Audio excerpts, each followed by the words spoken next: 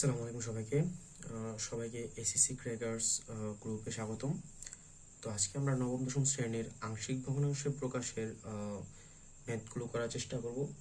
তো তোমাদের বই আংশিক ভগ্নাংশ প্রকাশের 5 ধরনের টাইপ আছে। তো আজকে আমরা প্রথম টাইপটা করব, সেটা হচ্ছে যখন হরে বাস্তব একঘাত বিশিষ্ট উৎপাদক থাকে কিন্তু সেগুলো কোনো পুনরাবৃত্তি ঘটে না। ঠিক আছে, যে হরে বাস্তব ও একঘাত বিশিষ্ট উৎপাদক আছে এবং সেগুলো কোনো পুনরাবৃত্তি ঘটে নাই, এরকম থাকলে আমরা কিভাবে করতে পারি। ঠিক আছে, তো আসলে এরকম উত্তর প্রশ্ন খুব সহজে উত্তর করা যায়। চলো দেখি কিভাবে করা যায়।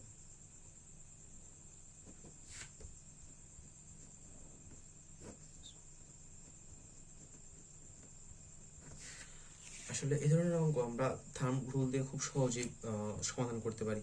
থাম্ব রুল মানে হচ্ছে তোমার এক লাইনে উত্তরটা বের করে ফেলা। এটা হচ্ছে তোমার এমসিকিউ এর জন্য খুবই একটা কার্যকরী পদ্ধতি। তুমি চাইলে অঙ্ক করে তুমি এটা দিয়ে উত্তর চেক করতে পারো। তো চলো দেখি কিভাবে করবো। থাম্ব রুলটা হচ্ছে, দেখবো প্রথমে নিচে হরে কয়টা রাশি আছে, দুইটা রাশি আছে না, দুইটা রাশি আছে। তো দুইটা দাগ দিয়ে আমি কি করব, যোগ দিয়ে দুইটা দাগ দিয়ে দেবো। ঠিক আছে, তো প্রথম রাশিটা নিচে হরের নিচে লিখলাম x-1, দ্বিতীয় রাশিটা দ্বিতীয়টার নিচে লিখলাম যে x-2। এখন আমি দেখবো যে x-1 সমান 0 ধরে নেব। কি করবো, x-1 সমান আমি 0 ধরে নেব। x-1 সমান 0 ধরে নিলে কি হয়, x এর মান 1 বসে, এই x এর মানটা আমি বাকি সব জায়গায় বসাই দেবো। কি করবো, বাকি সব জায়গায় বসাই দেবো x এর মান 1 - 2 5 × 1 - 7। এখানে x এর মান x-2 সমান 0 ধরলে x এর মান আসে 2। এখন বাকি সব জায়গায় x এর মান আমি কি বসাই দেবো, 2 বসাই দেবো। বসাও, তাহলে 2 - 1 5 × 2 - 7। এখন দেখো কি হয়, এখানে হচ্ছে তোমার 5 × 5 - 7, 5 - 7 কত হলো, -2।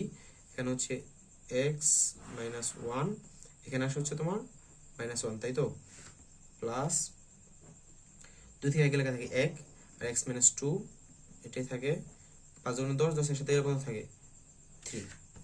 তো দেখো এখানে -1 আর -2 ভাগ করে কি হয়ে যায়, উপরে 2 থাকে, 2x-1 প্লাস 3x-2।